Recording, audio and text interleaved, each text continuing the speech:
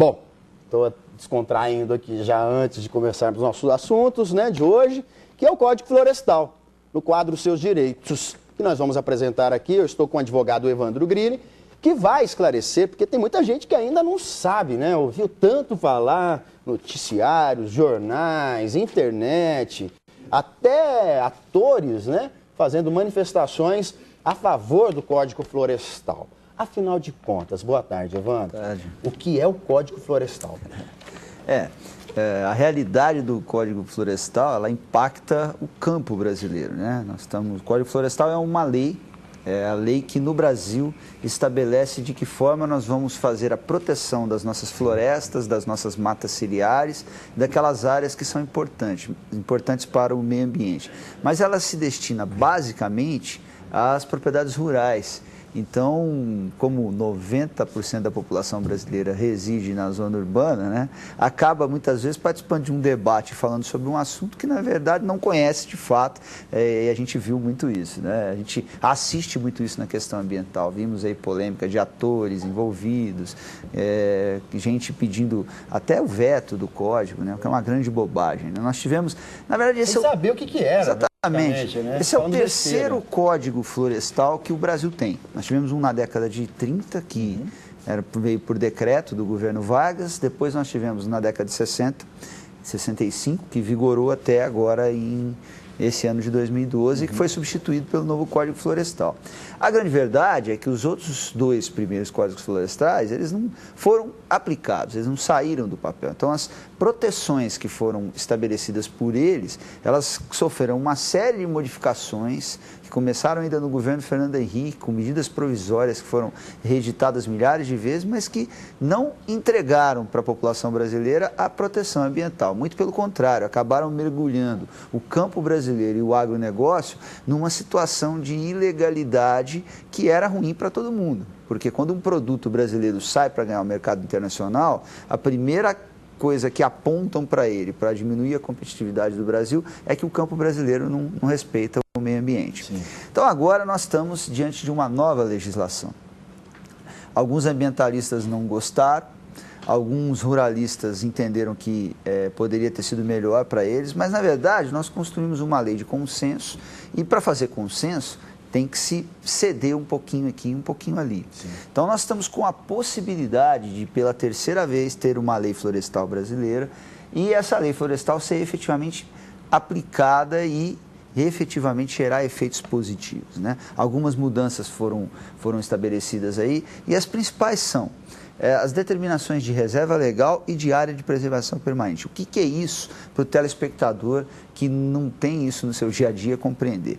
Reserva legal, toda propriedade rural tem que ter ao menos 20% da área dela reservada para preservação ambiental, né? Abrindo um parênteses, caso essa área esteja agora um produtor rural acompanhando Noticidade, não haja essa área, o Código Florestal determina que ele crie alguma área para isso? É possível, esse reflorestamento, essa preservação, é possível de ser feito tanto na propriedade quanto em outra propriedade. Então, o produtor rural ele pode adquirir uma área que já está florestada, que já tem floresta, e que pode ali ser averbada como reserva legal fora da sua propriedade. Isso é uma coisa que ele vai ter que tratar com os órgãos ambientais do seu estado, da sua região, que vão autorizar que isso seja feito. Outra coisa são as áreas de preservação permanente.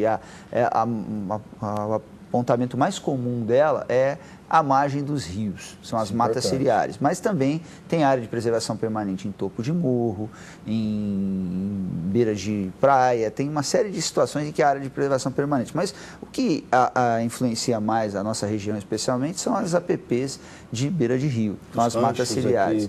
Os ranchos estão envolvidos nessa questão. Um avanço do novo código, que ao meu ver é um avanço, mas que recebeu alguma crítica por conta dos ambientalistas, é que agora os 20% de reserva legal podem ser constituídos somando-se o que eu tenho de APP à beira do rio. Então, antes eu precisava ter 20% mais APP. Agora, a área de APP entra no cômputo dos 20%. Isso é muito importante para a pequena propriedade rural, porque permite uma área maior de cultivo. A gente não pode fugir muito da realidade. Nós vivemos, o agronegócio hoje é a principal fonte da economia brasileira, é o primeiro item da balança comercial do Brasil.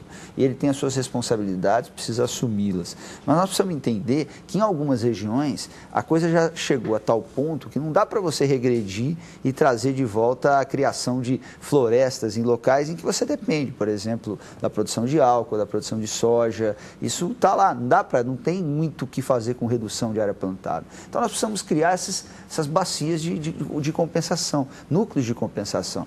A maior parte hoje dos agricultores são pequenos. Né? Sim, se for fazer uma pesquisa, são pequenos produtores pequenos que são divididos em vários pontos aí do nosso país. É a realidade da nossa região. Exatamente. Alguns desses produtores estão com medo, porque eles estão achando que eles vão ter que pegar e transformar aquele riacho que passa ali, que está abandonado, e mal conseguem investir na sua produção, na agropecuária ali, na plantação da sua propriedade. E aí se tornou um problema também para o governo em relação a esse Código Florestal. O Código Florestal para pequena propriedade rural, aquelas propriedades que têm até 1, 2 ou 4 módulos fiscais, e não dá para eu te dizer qual é o tamanho do módulo fiscal, porque de Batatais para Ribeirão Preto ele muda de tamanho. O produtor rural tem que se informar na sua região para saber o tamanho do módulo fiscal, ou no cartório, ou no INCRA, ou na Secretaria da Agricultura. Então, essas propriedades que estão nessas faixas, elas tiveram um tratamento diferenciado na questão da APP.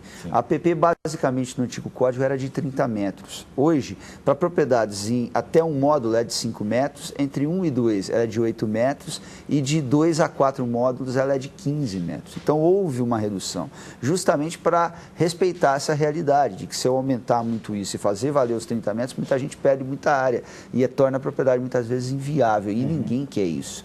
E o que você coloca do incentivo do governo para fazer esse reflorestamento, está na Constituição Federal que o poder público tem o dever de restaurar os processos ecológicos que foram desfeitos no passado. Isso é o que está escrito na Constituição Federal. A legislação divide essa responsabilidade entre o proprietário e entre o governo. Nós precisamos imbuir toda a coletividade nisso, poder público, iniciativa privada, proprietários rurais. Nós temos que criar mecanismos para que essa restauração aconteça efetivamente. Todos nós vamos ganhar com isso. Questões de clima. Se nós tivéssemos tido uma ocupação adequada das nossas cidades, nós não estaríamos vivenciando o que a gente viu, acabou de ver, o caso de Batatais. Plano diretor.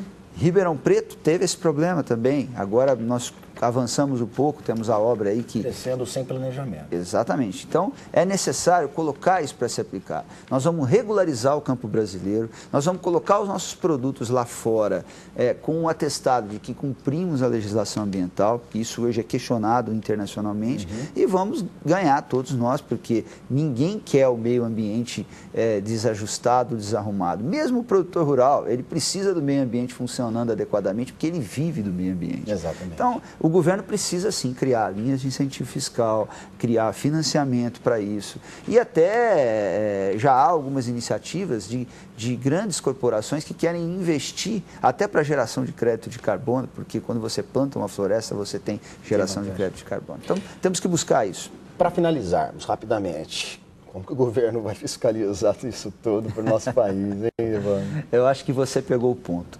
Os outros 2 códigos florestais não funcionaram porque efetivamente nós não tínhamos uma máquina que funcionava. Nós avançamos muito nisso. Hoje nós temos o Ministério Público que faz um trabalho de cima disso, nós temos os órgãos ambientais que estão mais aparelhados e hoje nós temos a tecnologia. Então é perfeitamente possível, através do Google Maps, olhar a propriedade do cidadão e ver o que está certo e o que está errado. Então, hoje, o próprio foco de incêndio é controlado pela Polícia Ambiental via satélite. Ela olha o foco de incêndio, vai até a propriedade e autua quem ateou fogo sem ter autorização para isso. Tem que ser mais de conscientização, mesmo de responsabilidade, Eu do acho que de que obrigação. ainda nós estamos distante do ideal. Nós ainda não temos uma máquina administrativa ambiental completamente aparelhada para fazer a fiscalização como ela deveria ser. Mas nós estamos muito à frente do que nós estivemos algumas décadas atrás. Então, eu quero acreditar que daqui a 10 anos nós vamos estar colhendo muito bons frutos da edição desse novo Código Florestal. Ao invés de ser combatido por alguns ambientalistas, com todo respeito à opinião dessas pessoas, nós precisamos apoiar e exigir o cumprimento do que está na legislação, para que a gente não tenha que ter um quarto Código Florestal para tapar os buracos do terceiro que foi criado. Esperamos que isso não aconteça. Tomara que não. Muito obrigado pelas suas explicações aí, essas dúvidas que todos nós tínhamos, esclareceu bastante. Só para ficar claro, né? A APP, a Área de Preservação Permanente. Exatamente. Obrigado. Um abraço. Satisfação, viu? Satisfação. Nós vamos para um rápido intervalo e eu volto já para falar sobre o julgamento do caso Elisa Samúdio. Macarrão jogou molho para tudo quanto é lado, né? Falando, a gente brinca um pouco aqui, mas parece que agora o desfecho apareceu desse caso que era um mistério. Daqui a pouquinho nós voltamos para falar sobre isso.